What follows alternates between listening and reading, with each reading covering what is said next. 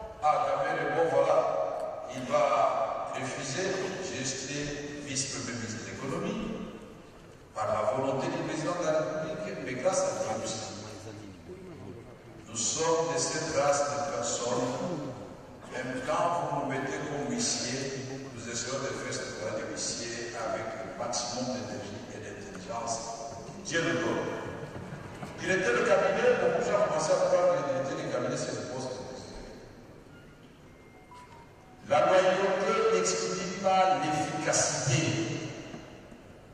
Voilà pourquoi je vais vous rappeler, honorable chers collègues, que dans l'articulation des institutions, dans notre propre constitution, la première institution, c'est le président de la République. Et je vous demande d'applaudir phonétiquement cette réflexion.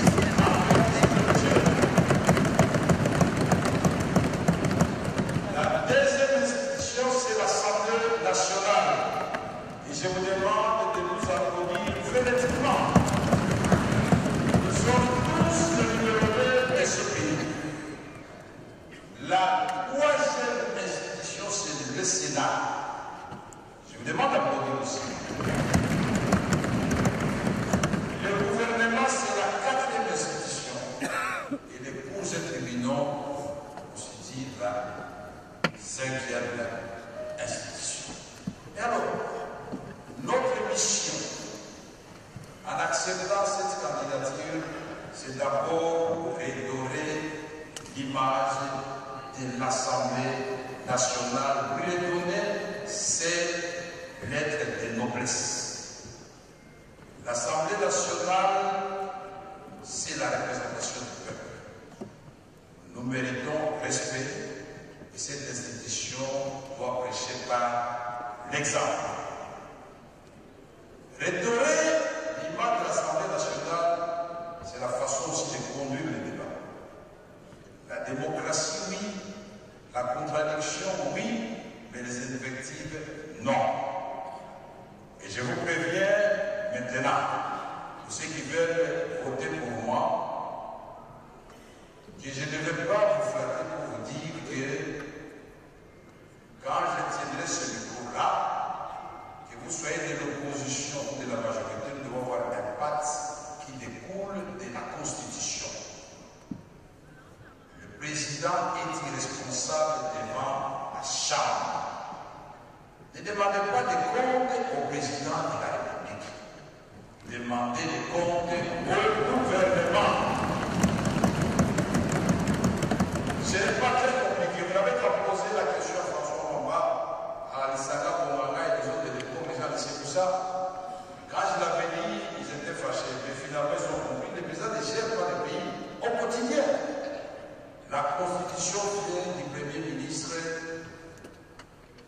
responsable de l'accomplissement de son gouvernement devant les honorables députés, c'est-à-dire devant la Chambre basse. Et fait de chaque ministre chef de son département et il en répond devant l'Assemblée nationale. Voilà pourquoi nous allons renforcer le contrôle parlementaire, parce que dans le passé, nous l'avons fait. Nous ne parlons pas en l'air. Dans le passé, ici, vous avez vu, Maître Kourou a failli passer, il était ministre près de la présidence, et pourtant de ma famille politique, ne peut perdre. Mais nous avons dit, il ne faut pas qu'on fasse porter les erreurs d'un ministre au président de la République. Parce que beaucoup se cachent derrière le président de la République. Quand le président de l'Assemblée nationale interpelle le ministre, ah non, monsieur le président, ce monsieur-là commence à être opposant. Non. Il s'agit de deniers publics. Il s'agit du programme que vous avez amené ici et adopté par l'Assemblée nationale. Nous allons suivre ce programme à la loupe.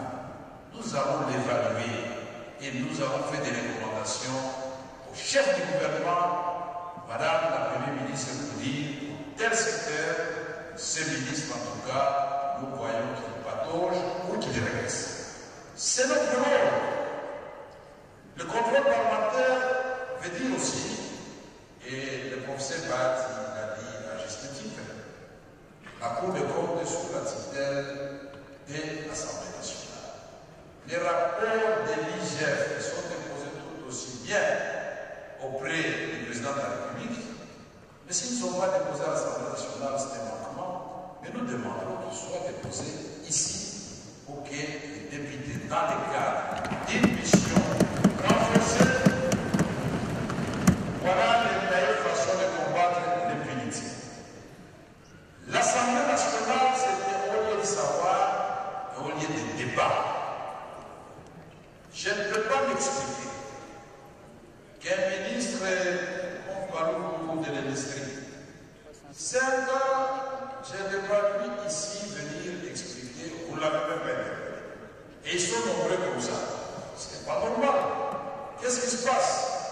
chaque mercredi. Et quand il est chez, nous convoquerons les membres du gouvernement secteur par secteur pour suivre l'accomplissement de leur mission. La complicité avec les contrôles supérieurs que représente l'Assemblée nationale, l'inspection générale des finances qui fait déjà du bon travail, la Cour des comptes qui, à son temps, nous avions renforcé, nous l'avions équipé, nous avions donné des véhicules, on a même fait l'extension des bâtiments, et aujourd'hui, il y a même une salle qui porte le nom de Vital Carrère. Moi, je ne suis pas en train de vous promettre. J'ai eu la chance d'avoir été président de l'Assemblée nationale, je vous montre ce qu'il a fait. Le député national ne sera plus ramassé dans sa maison comme un vulgaire personnage. Il a des civilités. Le procureur général doit m'écrire et motiver sa demande de lever des immunités. Si la motivation ne convainc pas la plénière, je vais lui répondre non. On ne lève pas l'immunité. Je ne dis pas à l'air, Jean-Claude veut me lever à cette salle, du mandat 5 de reste moi, du Sanga Bonganga, j'ai beaucoup de demandes de lever l'immunité ici dans cette salle. Tant qu'il n'y avait pas de motivation, dans le cas de séparation de pouvoir, c'est non. Que chacun fasse son travail. Mais si un député sera coupable d'une infraction avérée, nous levons l'immunité. C'est aussi simple que ça, et c'est ça la justice. Je ne vais pas me répéter parce que dans les actes que je l'avais prouvé. Aujourd'hui, je ne comprends pas pourquoi personne n'explique à la population que les députés n'ont pas de train de vie comme on leur prête. Maintenant que vous êtes vous le député, vous êtes arrivé, est-ce que vous touchez 21 000 $? Est-ce que vous touchez 27 000 $? Je me rends compte que les salaires que j'avais augmentés à son temps, puisque je faisais en sorte qu'ils gardent leur pouvoir d'achat, sont bien au-dessus de ce que vous touchez aujourd'hui comme salaire. J'avais multiplié par 10 les salaires des animaux de l'administration. J'avais multiplié au ministère de l'économie par 20 les salaires des fonctionnaires du ministère de l'économie. C'est vérifiable, parce que les sociales, c'est le souci du président. Voyez-moi que c'est dans le fait, pas dans les promesses. Les anciens députés sont ici, il n'y en a aucun qui est venu devant mon bureau. Je peux prendre un exemple. Mon grand frère, mon ancien ministre pendant 6 mois, Christophe Bosso, moi je suis devenu aussi son président de l'Assemblée nationale, il avait un cas qu'il avait résolu en 5 minutes, qui nécessitait un voyage à l'étranger. Il y en a beaucoup comme ça. Je peux prendre un cas d'injustice avéré. Le ministre Mende Malanga ici là. Notre famille politique veut le descendre. J'ai dit pourquoi? On n'arrive pas à me convaincre. Moi, je considère que c'est le bouc émissaire. Si vous avez le président de la République, attention, on vous ment.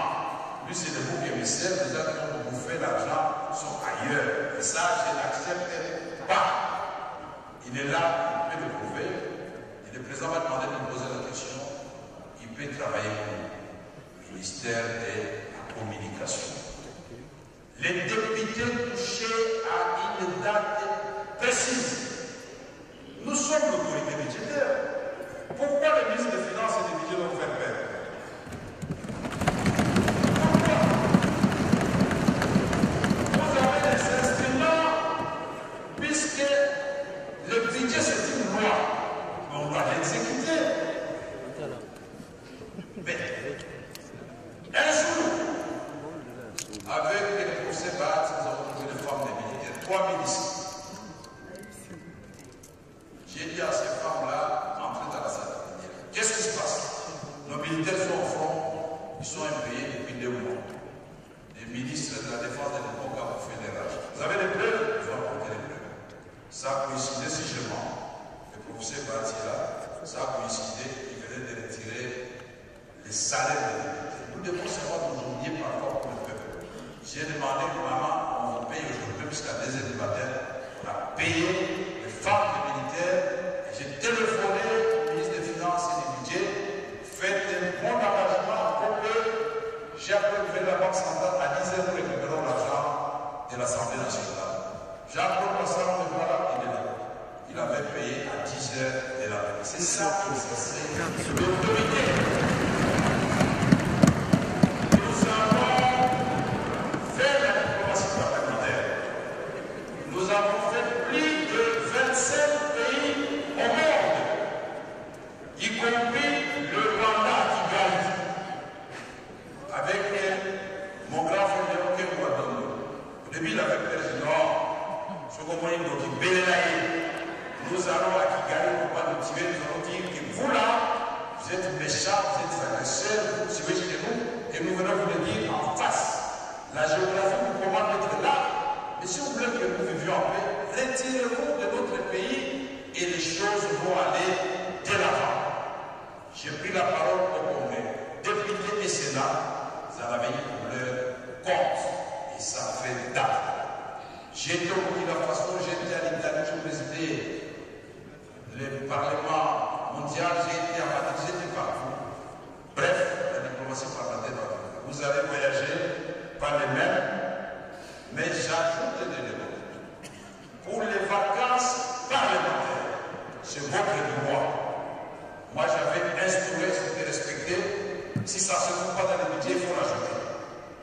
Il faut qu'à chaque voyage parlementaire, à l'époque, moi je donnais 10 000 $. Je ne sais pas combien on donne maintenant. Parce que les députés, la redevabilité garante dans ce budget.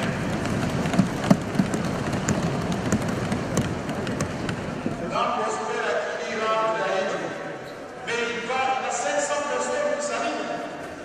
On lui pose des problèmes de tel centre de santé.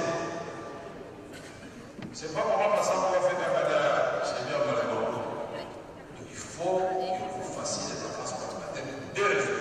Première raison, vous n'allez pas seulement voir la population quand vous allez chercher le suffrage. Non. Vous devez rester collé à la population. Vous nous ramenez des rapports parlementaires et dans mon cabinet, c'est nous qui faisons la population, c'est M. Mayo, il est devenu député aujourd'hui. Et ces rapports étaient présentés en plénière.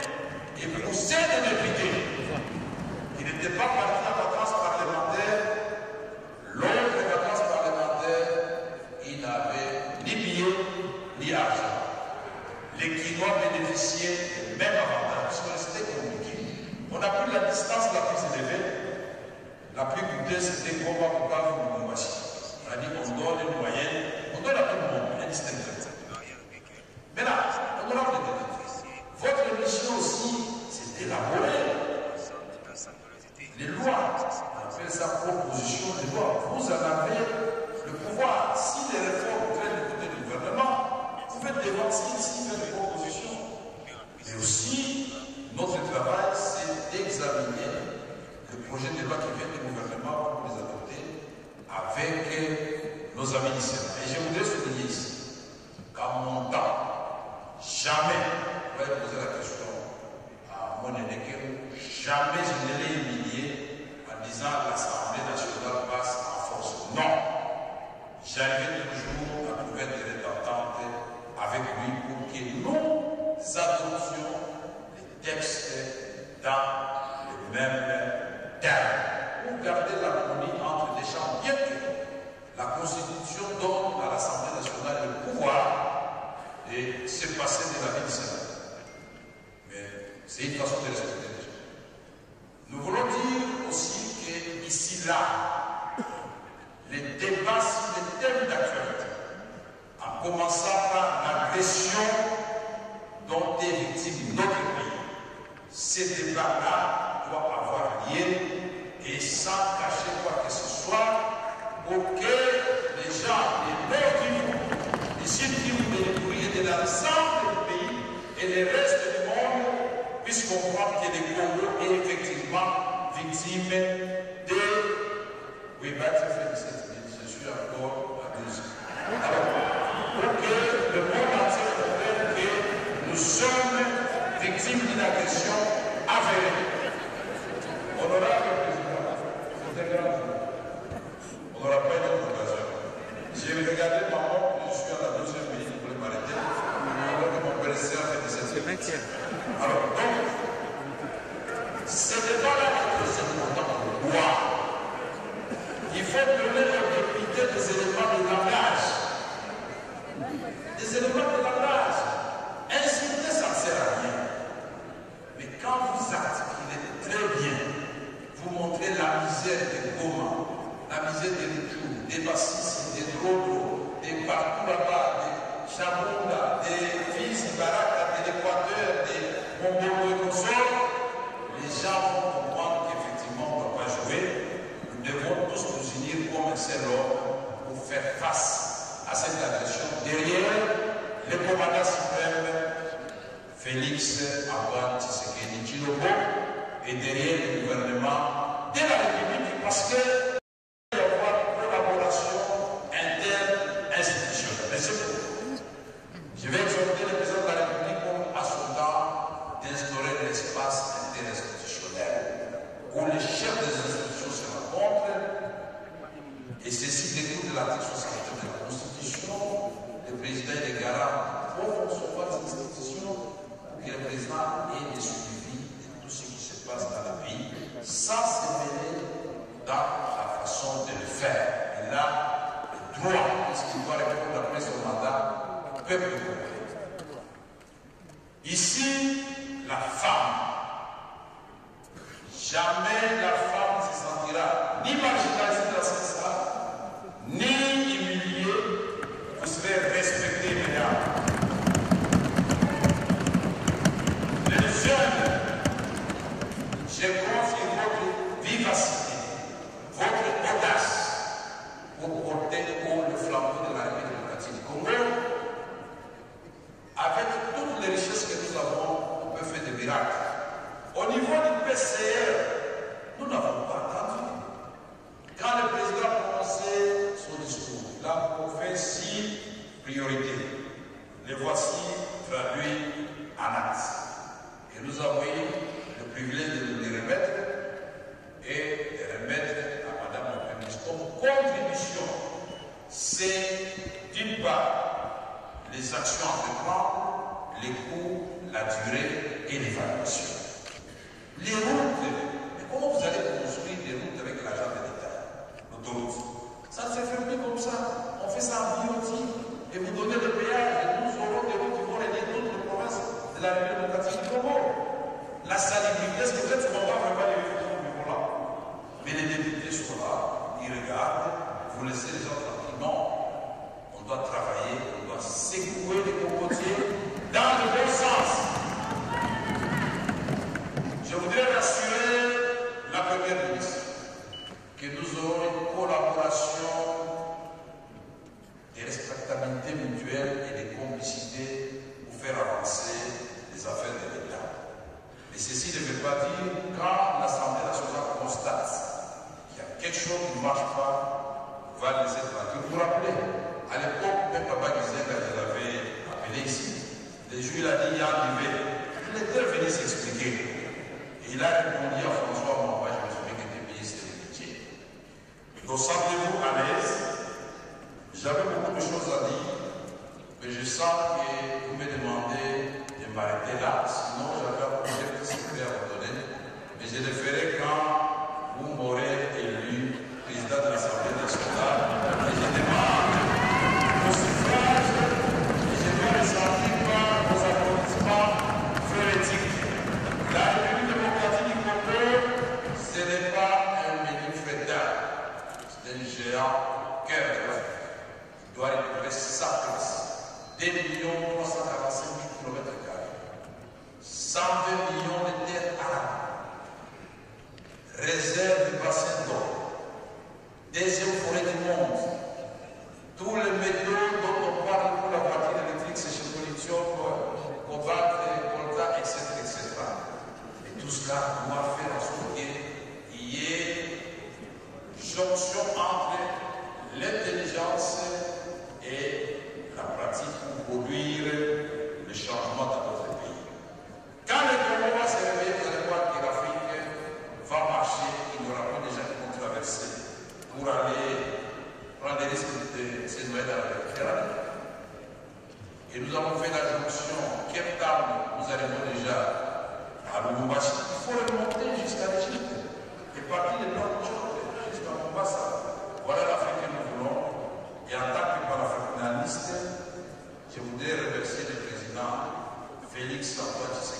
l'ont beaucoup